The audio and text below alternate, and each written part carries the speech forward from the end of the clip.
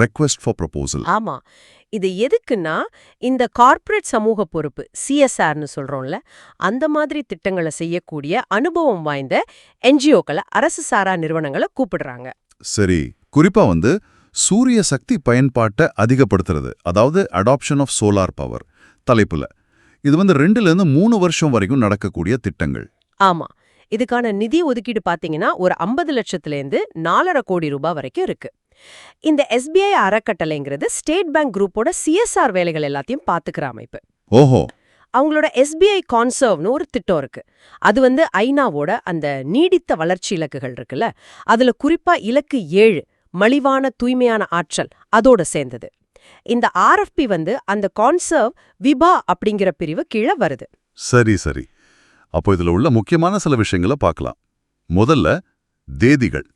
நீங்க ஒரு என்ஜிஓவா இருந்தா அந்த ப்ரொபோசல் அனுப்புறதுக்கு கடைசி நாள் மே 25, 2025 மெயில்ல அனுப்பணும். முக்கியமா கவனிக்கணும், அதுக்கு முன்னாடி ஏதாச்சும் சந்தேகம் இருந்தா அதை கேட்கறதுக்கு கடைசி தேதி மே 10, 2025. அதுவும் மெயில்ல தான். ஓகே. சரி, யார் இதுக்கு தகுதியானவங்க? என்ன நிபந்தனைகள்? அதுவும் தெளிவா சொல்லிருக்காங்க. முதல்ல சூரிய சக்தி சம்பந்தமான திட்டங்கள்ல குறைஞ்சது ஒரு 5 வருஷம் அனுபவம் வேணுமா. 5 வருஷமா? ஓகே. ஆமா. அப்புறம் நிதி ரீதியாவும் பாக்குறாங்க. நீங்க முன்மொழியிற திட்டத்தோட பட்ஜெட்டை பொறுத்து கடந்த 3 வருஷம், அதாவது 2021-24ல உங்க மொத்த வருமானம் எவ்வளோன்னு கேக்குறாங்க. அதாவது 50 லட்சத்திலேருந்து 1 கோடி ரூபாய் பட்ஜெட் உள்ள திட்டத்துக்கு விண்ணப்பிச்சா உங்க வருமானம் போன 3 வருஷத்துல மொத்தமா 2 கோடி ரூபாயாவது இருக்கணும். 1 கோடி ரூபாய்க்கு மேல உள்ள திட்டங்கள்னா 5 கோடி ரூபாய் வருமானம் இருக்கணும். ஓ, இது அவங்க பெரிய ப்ராஜெக்ட கையாள முடியுமான்னு பாக்குறதுக்காக இருக்கும்.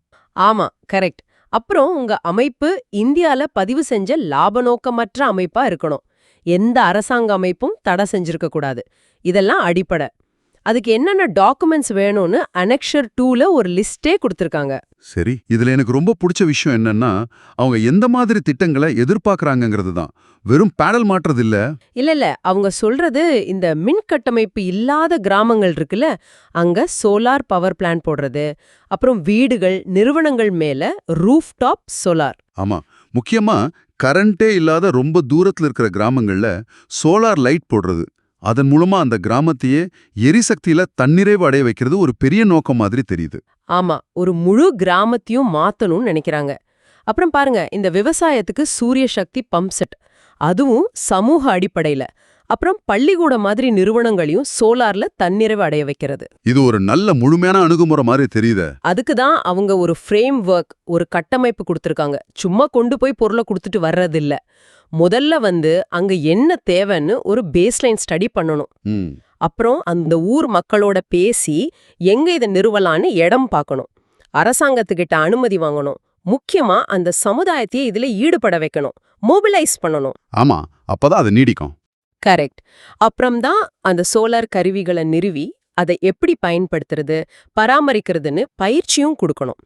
இதுல ரொம்ப தூரத்துல இருக்கிற பழங்குடியினர், மலைவாழ் கிராமங்களுக்கு முன்னுரிமைன்னு சொல்லியிருக்காங்க. அது ரொம்ப நல்ல விஷயம். சரி, இப்போ நிறைய பேர் அப்ளை பண்ணுவாங்க இல்லையா? எப்படி சிறந்த திட்டத்தை தேர்ந்தெடுப்பாங்க? அதுக்கு என்ன கிரைட்டீரியா? நல்ல கேள்வி. அதுக்கும் சில விஷயங்கள் சொல்றாங்க. ஒன்னு, உங்க திட்டம் எஸ்பிஐ அறக்கட்டளையோட நோக்கத்துக்கும் இந்த ஆர்எஸ்பில சொன்ன கட்டமைப்புக்கும் எவ்ளோ பொருந்துதுன்னு பாப்பாங்க. சரி. ரெண்டாவது, உங்க திட்டத்துல ஏதாவது புதுமை இருக்கா, இனோவேஷன். அப்புறம் என்னென்ன பிரச்சனைகள் வரலாம், அதை சமாளிக்க என்ன திட்டம் வச்சிருக்கீங்க, ரிஸ்க் மிட்டிகேஷன். ஓகே. அப்புறம் திட்டத்தை எப்படி கண்காணிப்பீங்க, எப்படி மதிப்பீடு செய்வீங்க, மானிட்டரிங் அண்ட் இவாலுவேஷன். நிர்வாக செலவுகள் ரொம்ப அதிகமா இல்லாம பாத்துக்கணும். முக்கியமா திட்டம் முடிஞ்ச பிறகும் அது எப்படி தொடர்ந்து நடக்கும், சஸ்டைனபிலிட்டி. ஆமா, அந்த சஸ்டைனபிலிட்டி தான் ரொம்ப முக்கியம். சரி, பணம் எப்படி கொடுப்பாங்க? கிராண்ட் டர்ம்ஸ் எப்படி? அதுவும் தெளிவா இருக்கு. பணம் மொத்தமா வராது. குவார்ட்டர்லி இல்லனா ஹாஃப் இயர்லி பேசிஸ்ல தான் வரும். நீங்க சரியா வேலை செஞ்சிருக்கீங்க, ரிப்போர்ட் கொடுத்திருக்கீங்கன்னு பார்த்துட்டு தான் அடுத்த இன்ஸ்டால்மெண்ட் வரும். ஓஹோ, அப்போ அக்கௌண்டபிலிட்டி இருக்கு. ஆமா. அப்புறம் இந்த திட்டத்துக்குன்னு ஸ்டேட் பேங்க்ல தனியா ஒரு அக்கவுண்ட் ஆரம்பிக்கணும். வருஷ கடைசில பணம் மிச்சம் இருந்தா அது திருப்பி கொடுத்துடணும். செலக்ட் ஆகுறவங்க ஒரு MOU, அப்புறம் ஒரு நான் டிஸ்க்ளோஷர் அக்ரிமெண்ட் இதுல கையெழுத்து போடணும். எல்லாம் ரொம்ப முறைப்படி இருக்கு. அப்போ இதிலிருந்து என்ன தெரியுதுன்னா எஸ்பிஐ அறக்கட்டளை சூரிய சக்தி துறையில நல்ல அனுபவம் இருக்கிற என்ஜிஓக்களை தேடுறாங்க. குறிப்பா பின்தங்கிய பகுதிகளில் ஒரு நீடித்த நல்ல தாக்கத்தை ஏற்படுத்தக்கூடிய திட்டங்களை செய்யணும்னு எதிர்பார்க்கறாங்க. இது வெறும் ஃபண்டு கொடுக்கறது இல்ல, ஒரு ஸ்ட்ரக்சர்ட் பார்ட்னர்ஷிப் மாதிரி. மிகச்சரியா சொன்னீங்க. இதுல நாம கவனிக்க வேண்டிய ஒரு ஆழமான விஷயம் இருக்கு. வெறும் கருவிகளை நிறுவறத தாண்டி அந்த சமுதாயத்தோட ஈடுபாடு, அவங்களுக்கு பயிற்சி கொடுக்கறது, ஒரு முழு கிராமத்தையோ ஒரு நிறுவனத்தையோ எரிசக்தியில தன்னிறைவு அடைய வைக்கணுங்கிற அந்த அக்கறை, இது சிஎஸ்ஆர்ல ஒரு முதிர்ச்சியை காட்டுது. ஆமா. நீங்க யோசிச்சு பார்க்க வேண்டிய ஒரு விஷயம் என்னன்னா, இந்த மாதிரி ஒரு முழுமையான அணுகுமுறை இருக்குல்ல, இந்த திட்டங்கள் எல்லாம் நல்லபடியா நடந்தா இது மத்த இடங்களுக்கும் மத்த சிஎஸ்ஆர் முயற்சிகளுக்கும் ஒரு நல்ல மாடலா அமையுமா? இது அந்த சமூகங்கள்ல வெறும் கரண்ட் வசதிங்கிறத தாண்டி நீண்ட காலத்துல சமூக பொருளாதார மாற்றங்களை கொண்டு வருமா? இதுதான் இங்க நாம யோசிக்க வேண்டிய ஒரு பெரிய கேள்வி.